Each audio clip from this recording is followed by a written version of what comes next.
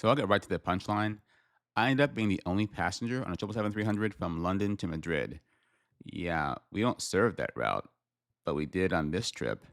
I was supposed to be flying to LA, but here I am, first class, all by myself. All right, let me explain. So this video needs a little bit of context. And for once, this is not a green screen. This is Founders Plaza at DFW Airport. So I'm very junior in my status. And most time for trips, I get London. Nothing wrong with London, but that's what I normally get. But if I can, I will trade out of London or I'll even drop my trips to do something else, not London. In this case, I saw this trip originally posted as a 4-day trip.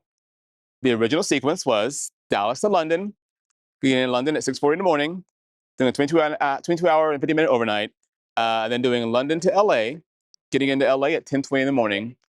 I was then supposed to do 12 hours and 39 minutes worth of day rest at a hotel, company paid for, and then they put me on the red-eye flight as a deadhead, getting into Dallas at 4:59 in the morning on day 4. Now, the trip was worth originally 23 and a half hours. And again, I did pick it up as premium. It's something I can do. I can tell the airline, hey, I'll do this trip only if you pay me time and a half. They don't have to agree to it, but they agreed to do it. So for me, it was going to be a very good trip initially. And in reality, I could get home on day 3. I get into LA at 10:20 in the morning, then take the next flight to Dallas and be home into Dallas at 4 or 5 in the afternoon, still getting paid for the deadhead. So I still get paid the same amount of money.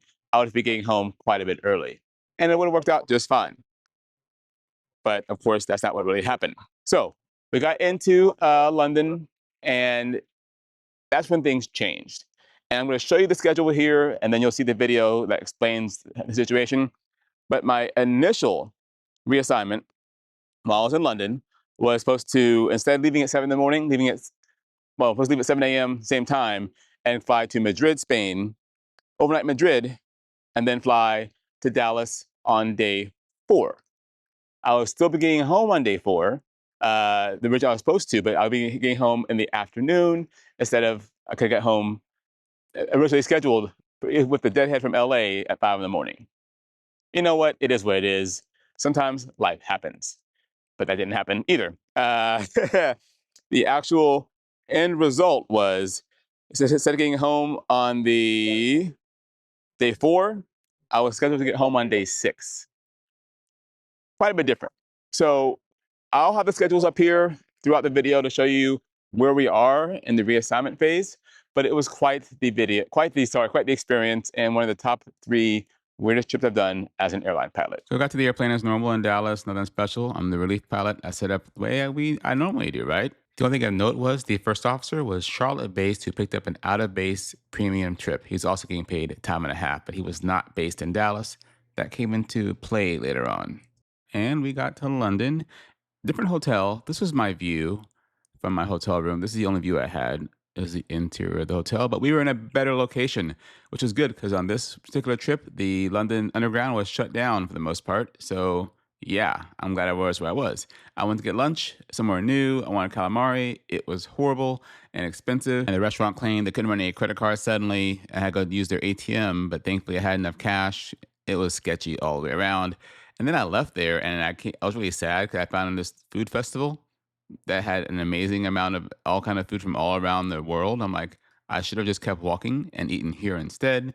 I mean, I'm all for trying new things. I Googled this place that I went to for the calamari. It had Google good reviews, but it wasn't not very good. Again, it is what it is. But I wish I would have eaten from one of these food stalls. They had so many kinds of food here, but too late for me. I'd already eaten. And then I stumbled upon a peaceful protest in action. I thought at first it was a parade. It was not a parade, and I don't do politics, but it was a very peaceful protest, and it was very interesting watching them go down the streets of London. But after that was all done, I kept walking around, getting my steps in, and I did find those scammers playing the find the ball game on this bridge. Again, it's nice to see them. Not really. People, if you see them playing this game, you will never win.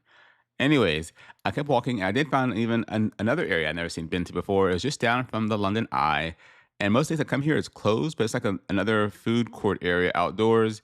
It was interesting. Again, I had never been back here before. And they had like security guards at the very front of it.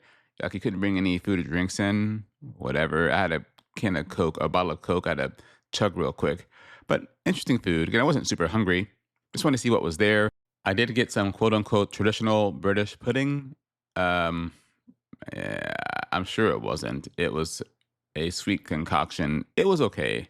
But then I went through the graffiti tunnel because that's my newfound thing I like to do to see what was changed. This is a totally legal tunnel full of graffiti. Anyone can come here and just write on the walls. I find it unique, and I bet it does reduce graffiti in the city, or at least around the tunnel, anyways.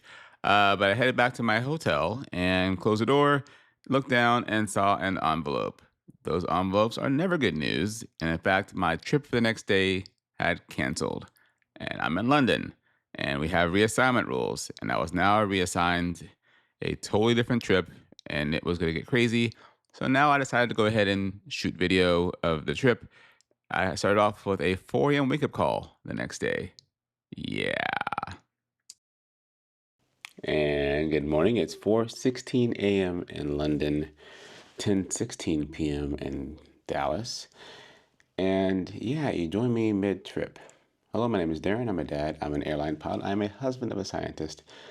And I'm supposed to be getting ready to fly from London to LA. I did fly Dallas to London, but things changed. And now I'm flying London to Madrid. Then I'll drop off an airplane, go to a hotel, and then fly Madrid to DFW. Now, my first flight had people on it. We were about halfway full. The next two flights, no one. In fact, the next flight, I'm going to be deadheading to Madrid. And then we're going to ferry the plane from Madrid to DFW. Scheduling change. Supposed to be an easy 3-day trip. Fly to London, then fly a very empty airplane, like 15 people on it, to LA. And then, in theory, overnight, and then deadhead home. I was supposed to, in theory, on the original schedule, I'll be home at like 6 in the morning on Tuesday morning. Now I'll be home at 2:40 in the afternoon, in theory, Tuesday afternoon. But I could have been home because we were getting into LA at like 10:20 in the morning. I'll hop on the 11:50 something flight to Dallas and be home at like 5 o'clock in the evening. Yeah. Because I actually told my kids, hey, I'll be home. I'll see you Monday after school. But now it's going to be like Tuesday after school. It's unfortunate. It is what it is. A plane went out of service in Madrid. They need a plane there. London has lots of airplanes. We were flying an almost empty airplane to LA, so reassigned. Yeah. All right. I'm going to have my breakfast. Some donuts, some mango and passion fruit yogurt bowl. Yeah, it's dairy. And some orange juice. And then head downstairs. And I'm sure I'll narrate and voice over some more stuff. All right. Now, the flight attendants, they were all dead heading back to Dallas while myself, and the two pilots were going to Madrid. Yeah, bright and early. So, headed downstairs, hopped on the bus with the other two pilots, and we went through the empty streets of London at 4 in the morning to head out to Heathrow. And we had no idea what to expect as far as catering goes. So, when we got to the airport, we asked our operations, hey, we need to go in the terminal right away to get food versus go out to the airplane, kind of hard stand. They pushed back a little bit, but we're like, hey guys, we have no idea what's on that airplane. So before we go out there, we're going to go get food. So I just want coffee. I already had some breakfast anyway. But then we had to head down and figure out how to get to the bus to get to the airplane because it's a Heathrow bus. Went downstairs, this area here, a little bit of confusion. Eventually, our airline people personnel came over. We hopped on a bus and we were able to head over to the airplane. Again, it was on a hard stand, so it's away from the terminal. But headed over there, again, 777-300 that was supposed to go to LA and is now going to Madrid, Spain. And I was officially listed as a deadheader and not operating crew because if I had operated this flight in addition to the flight from Madrid to Dallas, I'd be illegal to fly my next trip to Paris, which was several days away due to the $100 rule, right? But I could deadhead, it doesn't count. So got on board, I stowed my stuff. So you can see there's our local time at Madrid, local time at London. Headed to, again, it's very weird going from London to Madrid. Again, it was a beautiful flight. I had the entire cabin to myself and actually went exploring. I went back and looked into the flight attendant rest area because I've been there once when I first got on the airplane, but never really seen very much. So I walked back there, walked through the rest area, walked through all the galleys, and then kind of saw what was there. Opened up all the compartments in the uh, cabin area just to see what's back there because I don't know what's going on back there. I did several laps of the airplane, playing my Switch and watching my iPad Mini because again, it's a smooth flight. So why not just get my steps in while I can? Again, it's how often do you get a whole 777-300 to yourself? Like I am the only passenger. I had to give my own safety briefing on how to properly attach my seatbelt and use the the life vest in case of emergency. But again, you gotta have fun with it, right? Again, I thought I'd be going to LA. Here I am going to Madrid, Spain instead. And again, my airline can reassign me. We have reassignment rules that are negotiated by the union. I won't get into the specifics, but the reassignment was totally legal, above board. Um, it is what it is. It happens.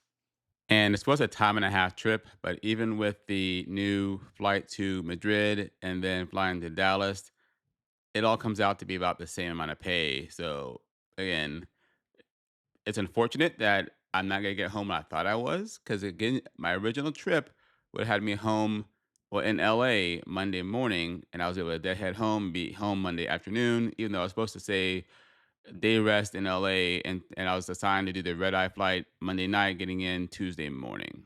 We finally made it to Madrid, parked on a gate, well, a remote gate anyway. It was a hard stand, and way in the distance, well, not there, but to the left is the 777 right there that I'd be flying in theory the next day. But down the stairs we went. There's a van waiting for us to take us to customs. But hopped in the van and we were escorted all the way over to the customs gate area. And it was on this ride that the captain let us know that he would not be able to continue the trip. So it'd be just me and the first officer. And we were thinking, okay, it's already like 11 a.m. in Madrid. They can't get a captain in time from Dallas to here to fly with us the next day. Maybe we'll just head home the next day, right? That's what our hopes were. But we forgot about Charlotte. Even though the first officer was from Charlotte, we didn't think about that flight gets in at 5:30 in the morning, meaning they still had time to fix this little puzzle. But we went inside, cleared customs and our immigration, sorry. And then we had to figure out how to get to the main terminal because it's not where we normally enter at. To our surprise, there was a van driver waiting for just us. And because it took a little while for us to all that happen, because also the first officer left his jacket on the airplane. Lucky for him, I knew the next FO. Taylor, if you're watching this, this was the trip. Uh, so I texted the other FO about the jacket, and he was able to get it the next day. But we went outside and hopped in this giant bus, just the two of us, and head over to the normal hotel. And now for the mid-trip debrief of Mini. All right. So currently 12:44 local in Madrid, 5:44 in AM in Dallas, and things went from okay-ish to well, yeah. So London was London. The security was worse than normal. Like only three of us going through security this morning. It was bad. Um, just bad. Like we got in there and we're the only people in security. They had two lines, and I went to two lines for staff, and I went to the one that was doing anything. They weren't doing anything. So I'm doing my stuff. I said, "Oh, no, no, sir, this one's closed. You need to go over to the other one." I'm like, "Okay." And the captain's like, "What's going on?" I went, "They're too busy over there for me." He just laughed. So we're waiting, and our side is going very slow. The FO is doing normal pace, but the lady who's helping him is just pushing all the baskets going very slow. And then another employee says, "You can go to the other line." And I said, "No, no, that gentleman over there told me that it was closed. I can't go over there." And they start talking back and forth. Said, "Oh, you can go over there." And I said, "No, no, no. It's okay. You guys set the pace and you guys set the rules. We'll stay over here." So we all went through, and when it was my turn, uh, what happened? My suitcase was flagged for search. I'm like, okay. I literally have, and people use the word literally wrong a lot. I literally have the same suitcase every single week. And I was here a few days ago with the exact same suitcase pack. Nothing changes. Same clothes in and out, in and out. But they saw something they didn't like. And And the only thing they pointed to was I use packing cubes, and inside of here are all my cables, and it's just charging cables. Like it's a spaghetti. I don't organize things like this. It's this. That's all it was. But they didn't like it apparently, so whatever. And we finally got over to the airplane. It actually was catered fully for a full airplane, and it had our flight number on there. We don't know why they fully catered the airplane, but even with meals on board, we haven't been trained on how to operate the oven, so whatever. But leaving London was fine. Again, I'm deadheading, right? And probably already showed you I did several laps, closed my rings up on the airplane, doing laps around the plane in flight, watched some Apple TV Plus, got to Madrid. Captain is now deadheading home today. And then the FO and I had just delayed further. Supposed to leave tomorrow morning at 11 a.m., but we need a captain, right? So they're deadheading a captain in from Charlotte, who will be here at 5:30 in the morning. And then we leave in theory at 5:30 p.m. tomorrow to get home to Dallas at like 9:40 at night. Just 3 people on board. So I get a nice 30-hour overnight in Madrid. Worst places to be. And still, there's no extra pay for this. Me getting home. Originally, by schedule, I was supposed to be home at 6 in the morning. I'm not getting home at 9 p.m. at night, so I'm getting home 13 hours late. Worst for the FO, though, because he's Charlotte. He lives in Charlotte, right? He picked this trip up out of base. They don't owe him a hotel in Dallas. So we get home to Dallas tomorrow at 9 o'clock at night. Then he has to buy a hotel on his own dime to then go home on Wednesday morning. A 3-hour tour. At least him and I are both getting time and a half to do this trip. That's a good thing. But I am going to work on my video for Venice because it's, due in my head anyway on Thursday. Thankfully, I brought my hard drive with my data on it because otherwise, yeah, 'cause I get home Tuesday night, I have just Wednesday to finish up the video, and then Thursday it goes up. So there's that. All right. So there's a plane broken in Spain. So I had to fly a plane from London to Spain so people can go home. But now I'm here with a broken airplane that they had to fix, and it won't be fixed till tomorrow. So I'll be home late, late, late tomorrow after you go to bed. I'll see you on Wednesday morning. Okay. And my kids get it. Things happen. It's not too common that I don't make it home on the correct day. But this trip would be exceptionally not normal. And again, we are just getting started. But went out to explore for a bit. After having that bad calamari in London, I figured, you know what? I'm in Spain. In Spain, they know how to do calamari. Anyways, came upon this. I remember seeing the sign from previous trip, the black bread calamari sandwich, and they actually use ink, allegedly, I'm sure it is ink, from the squid to make the bread black. And it was $6 for a calamari sandwich, some potatoes, and a very, very, very small beer. It was to get you in the door, but for me, being GLP-1, that was plenty of food for me. And the waitress was actually nervous about me having such a little amount of food, so she recommended me get some tacos as well. So I did. Again, hey, whatever. So this is how little everything is. You can see my phone just for size purposes. It's a very small sandwich, a very small amount of potatoes, and a very small beer. The gentleman outside, I don't know if he owns the restaurant or if he just works here because he was kind of hustling people inside. He was very nice. Here's my little tacos I had. They were okay. The calamari sandwich was much better than the tacos, in my personal opinion. But I had my little mini beer and kept exploring Spain. So, kind of good lunch. Black squid sandwich, calamari sandwich. And, you know, at first I was very annoyed that I got stuck in Madrid for longer than I was supposed to. Very annoyed that I didn't get to go to LA like I was supposed to. And it is what it is, right? It's easy to get super wrapped around the axle that I'm not getting home when I want to get home because it's a job for a living. But at the end of the day, I have a job. I have a great job. And now I get to spend a day in Madrid where it is a super nice day here, right? Again, nice weather, winds again. And I'm just going to go explore. Kind of stopped here because of the bus, but I can cross the street. This is green. Yeah. Hey, car spotting. BYD. Just all around town. Build your dreams. Saw him first, and this is a total random tangent. Saw BYD first at the Detroit Motor Show years ago. They had cars there, but they never actually made it to the United States. They did make buses, but no cars.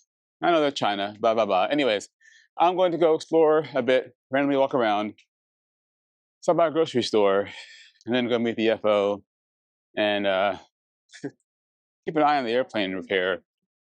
It did say 3:30 today. Now it says 5:30 tomorrow. So that's some foreshadowing. Will it actually be ready? Because not a good thing when the repair time happens to be our departure time. Part of me thinks that the plane will not be ready, and I will get stuck here for another day, which will be recovery. I don't know how to be coded because that goes outside the footprint of recovery obligation. Could get ugly, and then I would be annoyed. Right now, it's still contractual. All right, let's go walk around. Now, my video last week was about Madrid, so I won't bore you with all the tour guide stuff. But again, I walked around the touristy spots and some not so touristy spots. Because I just headed in from London, I had a good night's rest. I wasn't super tired like I normally am arriving in Madrid from a normal overseas trip. So no need for a nap. So again, I got my steps in, walked around quite a bit. Did go through some like a department stores. I like looking at prices of electronics in other countries. See if I can find a deal. And I almost never can because they're almost always priced appropriately. I think I could save on taxes in some countries if I buy it as a tourist, but then I'm buying electronics from a different country and the warranty is not a US warranty. And even though things don't normally break, they do break, blah, blah, blah, blah, blah. I didn't buy anything. But I looked at lots of stuff though. I head back to the hotel. I stopped by the sign because I said, hey, I am odd and I was staying on the odd side. But went upstairs and met the FO for a afternoon discussion.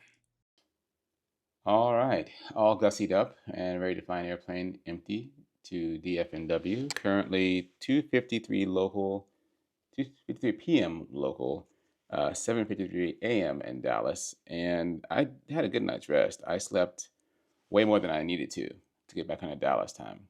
So I went to bed last night at 8 o'clock local, which is 1 p.m. in Dallas, and I slept all the way until about 1:30 in the morning. And then I fell asleep again around 3 in the morning. I didn't get out of bed until 1 p.m., which again is 6 a.m. local time Dallas. So yeah, I slept a lot. So I didn't want to adjust to European time. That's the good news. The bad news is there's a website I can go to for my airline internal to see the logbook of the airplane. It's an electronic logbook.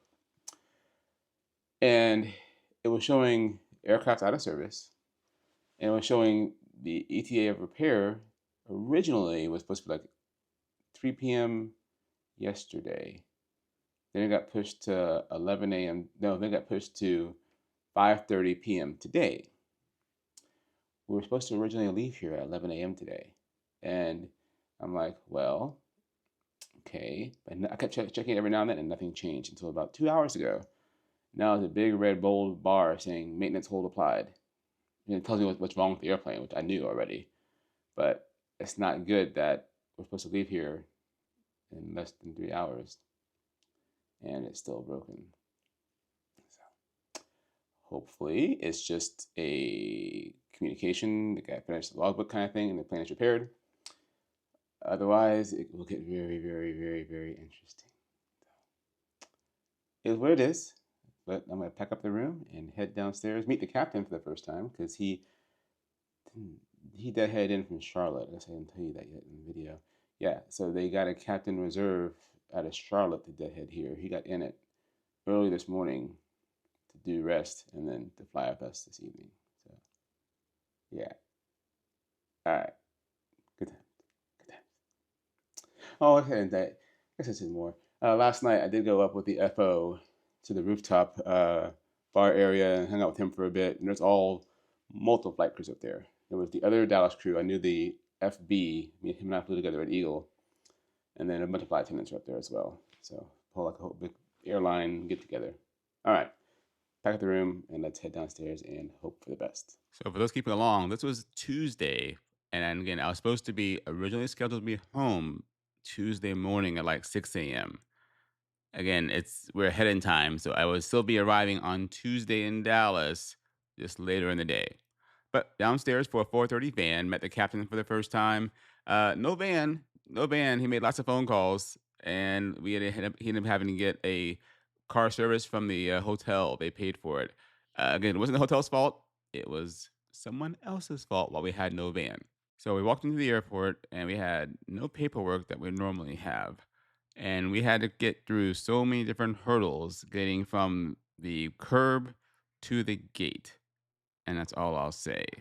Uh, Normally, we have a stack of paperwork and it's very easy. This day, we had nothing but ourselves, basically. So we first had to get through security and then immigration and finally to the gate. Now, we could have gone to the ticket counter, but there was no one there. The last flight from my airline leaves around 4:30. Normal last scheduled flight leaves around 4:30. So there'll be no one at the ticket counter at that time of day. Anyway, as it turns out, we went all the way to our normal gate area, and that's when we found out that the permit we needed to be issued was not issued, and it cannot be issued today, so we would not be flying today. Very unfortunate. The captain made several phone calls, nothing could be changed. We were told to head back to the hotel, and the flight would, in theory, be leaving the next day. So now we are officially going outside of the original day's work. It's still contractual because of the contractual rules here. They can contractually have me working to the next day, and it's fine. Still no extra pay because that's how it was negotiated. So we had to go back, basically leave the airport. We had to go back to immigration again, and we kind of had to say, "Hey, we didn't really arrive," and so we had to explain that whole situation, and then leave the airport and get back on a van to go back to the hotel. Thankfully, that there was a van to take us back. So unlike going to the airport, we had a van go back to the hotel. Pretty demoralized, and back up to the rooftop to meet more of the regularly scheduled airline crews for more discussions. And in fact, we all ended up having dinner downstairs. There's several crews here, so it was nice to kind of chit chat, talk about flying stuff with other pilots. So yeah, it's day 5 of a 4-day trip originally. Could have been done in 3 days. Um, yeah, it's Wednesday. It's currently 8:12 local, 1:12 in the morning in Dallas. So we got back to the hotel last night. Thankfully, the transportation was pretty quick, and my bad Spanish came in handy talking to the driver. And then got to the hotel. I got my old room back. They cleaned it, thankfully. Um, and then we all went up to the rooftop outdoor area, and there's us, a Philly crew, Charlotte crew. Yeah, hung out with them for a little while, and then we needed dinner, and I was getting a little tired, so I decided I'll eat in the hotel. So we went downstairs and ate. All of us did. Originally, it was just me and the FO of my trip, and then everybody else kind of trickled down. We ended up having like 12 people at dinner. Quite a big group. Maybe more than that. But I had dinner, and then I was done, and I went to bed around 8:30 last night. So, oh no. Did I go to bed around 8:30? Yeah, I went to bed around 8:30. I called my wife around 3 o'clock. So I came up to the room around 8:30, 9 o'clock. Yeah, about 8:45. And then started getting ready for bed. I'm going to call my wife and talk to her. And she's she's been dealing with this for 17, 18 years, but it's quite a surprise being home this late on the 777. I was supposed to do morning band kid duty this morning, taking my daughter and then the kid down the street and a kid from another neighborhood to band early in the morning. And then my wife has to do it. And it's not a big deal, but that means my 8-year-old has to get up earlier in the morning and sit in the middle seat while she does all the morning driving. So it's unfortunate. But and then yeah, I got in London. I got a letter under the door. Let me know about the delay.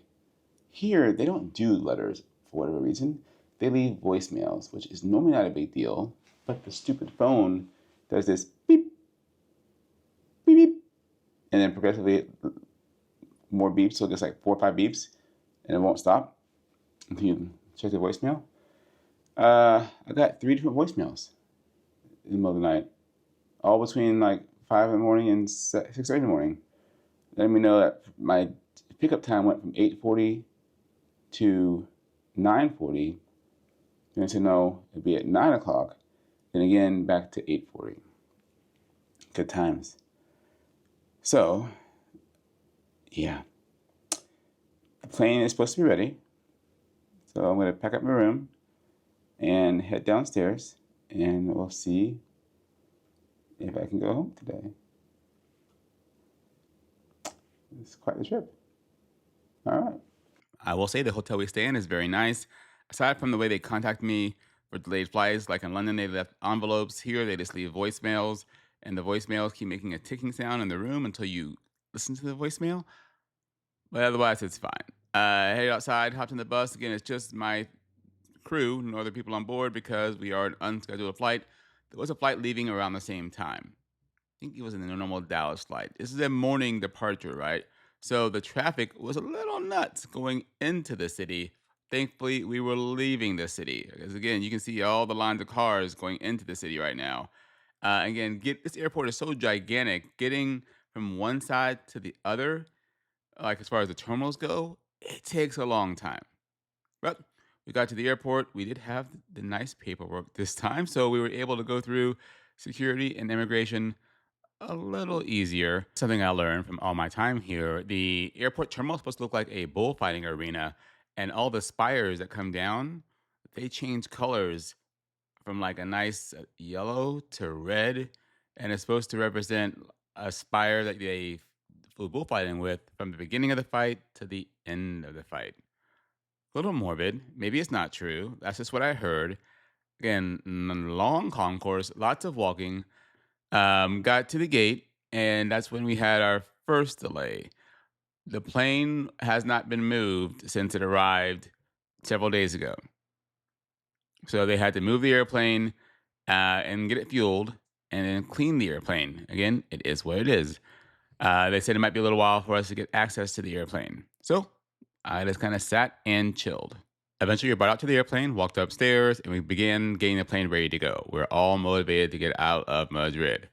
But an interesting note, the first officer and I had been in Madrid so long, we were acclimated to this theater for our rest rules, and that came into play. You'll see. But got the plane ready to go, and we're just waiting for the logbook to be done and the permit with the aviation authorities to be issued for us to fly this aircraft. It has been repaired, but there was the reason we needed a permit out of the country. And we waited, and we waited, and we waited. And it got to the point where timing out was going to be an issue for the captain, not for us. The captain, because he had not been acclimated yet, he had like 3 or 4 hours less than we did. It finally got to the point where he had to make the decision to extend or not extend, and he chose not to extend his duty day. Now, scheduling initially wanted to keep me in the me and the FO there for another day. We got contracts involved, and no, we were sent home right away on the next flight out of Madrid on our airline, which is going to Chicago. Not Dallas, but Chicago. Again, it is what it is. So out on the bus we went to have to reclear. Again, you think it's kind of weird, but we had to clear immigration again.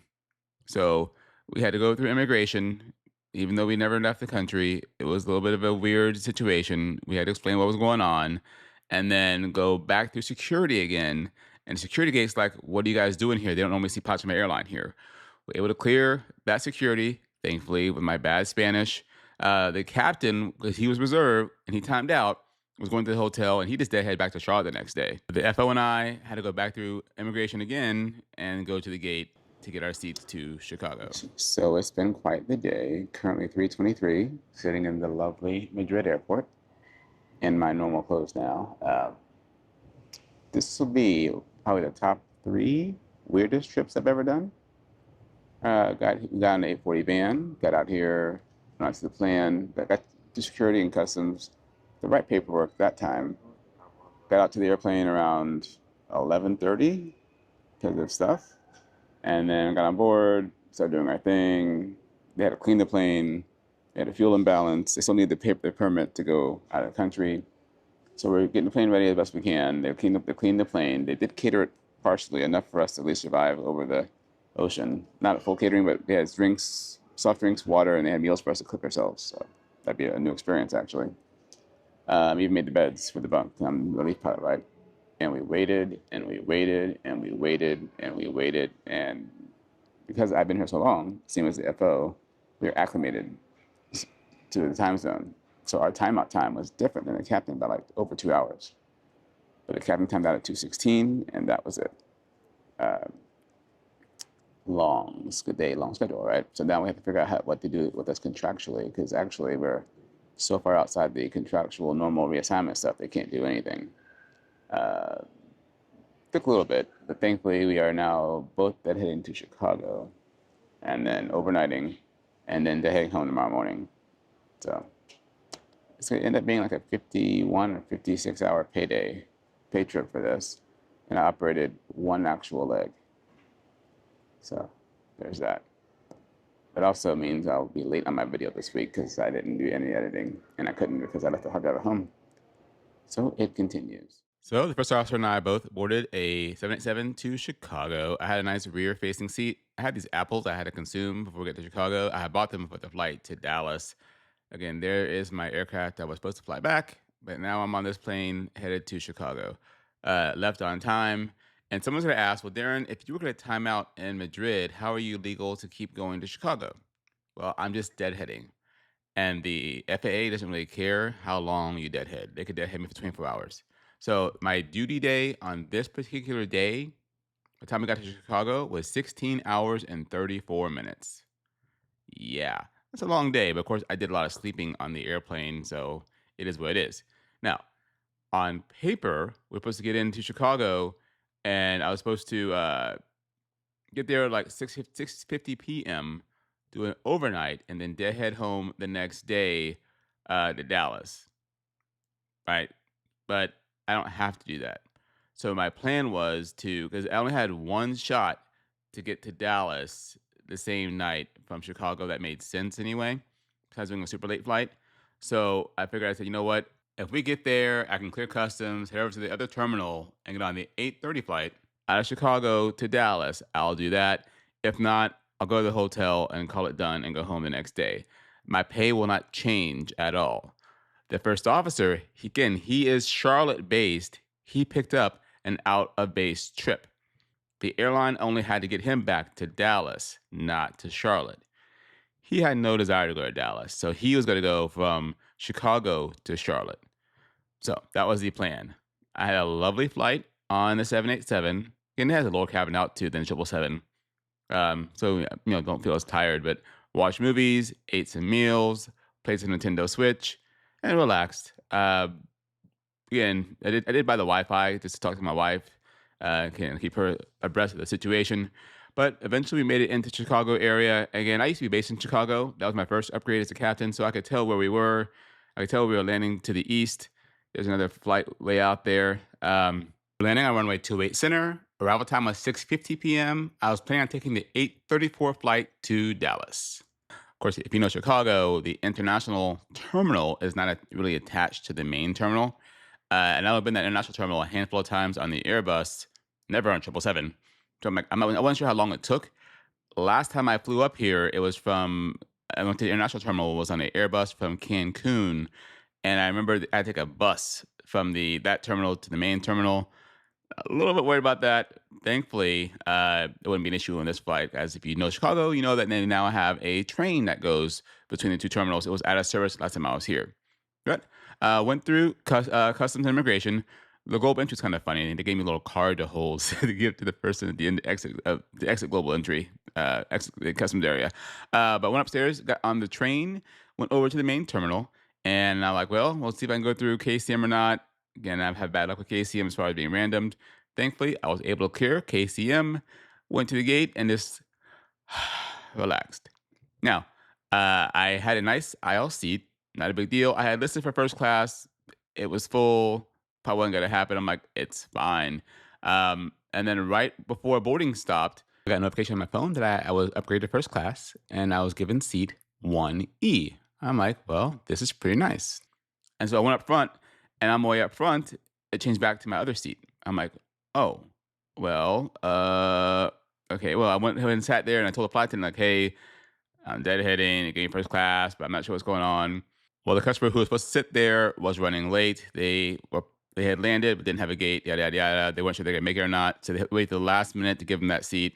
Unfortunately, that person did not make the flight, so I got a first class seat going to Dallas. Again, I don't really like the first row of first class because I don't like the bulkhead seats. Don't judge me for that. I prefer leg room, but it was a nice seat up front. I left my suitcase in the back anyway, so I still had to go in the back once we got to Dallas to get it. But I slept a lot on the way to Dallas. We got to Dallas, and they had parked in Terminal A, and it was so late at night, they had Skylink only running in one direction, which meant I had to go the long way around the airport to get to Terminal E or D versus the shorter way. It is what it is. It's late. I just want to go home. Got on Skylink, out the its door, Terminal E, out on the employee bus, out to my car, absolutely exhausted and so happy I only live 9 miles from the airport. Got to my car, and now let's wrap it all up. Yeah, it is currently 11:30, 11:20 p.m. I woke up in Madrid at 7 a.m. Madrid time, around there, actually before that, which is midnight Dallas time, meaning I've been moving for a while. Yeah. So I don't know how much I've already narrated, so I'll just tell the story. Frustration getting in Madrid, right? Got to the airport on time, waited. And then I got to the airplane and we waited because we had wait for the permit and then to get the fuel balance because they were running AP for a long time. Yeah. And because the FO and I were there so long, we were acclimated to the Madrid time zone theater. So we had a much longer duty day than the captain did. That's how long we were there. But we got the plane set up and we were all ready to go, but we needed all the sign-offs and the permit and the fuel balanced, and it just didn't happen. So the captain then timed out, and because we had, once again, left the country, we had to go get stamped back into the country, and then the captain was with us, and like, well, okay, I think we're all going to head to Chicago right away. So we all went through security again, and they thought we were crazy. Like, why are you going through? They don't ever see my airline going through this one checkpoint ever. So they were confused, but they let us go through. They gave us they're very nice. They showed us how to get from the M gates to the S gates, and then we went to the S gates, and that's where we had to re-enter immigration again. And the captain was like, "Well, I'm not doing this because by that point I had called scheduling, and they're only sending me and the FO back, not the captain right away, initially. So the captain had to go on his own way. Me and the FO went through. We had to explain again, like we just got stamped, and they stamped our passport again. I've got 4 stamps in 2 days. I haven't gotten 4 stamps in over a year. But we got seats on the 787, business class seats, and me and the FO both commented that we thought the flight was longer when we're not flying it. Like it took forever. Like we both played our switches, took naps, ate, and we still had like 4 or 5 hours left. Crazy, right? But we got to Chicago. Crazy taxi. I forgot how bad Chicago is for the taxiing and waiting. And went over to the international gate. You're just going to go for it. Because, hey, why not? Why not go for it, right? Why not? Bus drivers. And thankfully, I was able to clear security, get off the airplane, clear customs, hop on the train. I risked going to KCM because I had liquids with me, but I didn't get random, so that's good. Oh, my hair gel, my hair's so long right now. Not funny. Flew down here, got to Terminal A, and then of course so I was supposed to go to Paris on Friday. Today is Wednesday. I'm supposed to be back on Thursday per my schedule to be, they had me overnighting in Chicago, right? I don't want to overnight in Chicago. But on paper, I get back tomorrow, which caused a 7-day conflict, a 30 and 168. So they removed me from my Paris trip, but they removed it with a code that I had to be basically recovery obligation again. Like they can reassign me some other trip again that goes 30 hours beyond my original trip. I'm like, no. This situation was not caused by me. This situation was caused by another RO, double ROs, and craziness, right? So I called crew scheduling, and they're very nice, and they put me on hold for a while, 9 minutes on hold, but they did fix the issue. So now I get pay no credit for the trip. So I'm off. I am off, no obligation to the company for the footprint of that trip anyway. So that's good. But then my next battle was getting to my car. I'm in Terminal A. I'm on the phone. I'm going to the clockwise trains, and then it was open. I walked up to it, and I'm standing there, and went out of service. So I had to go to the counterclockwise. Well, I'm in Terminal A. I want to go to Terminal E.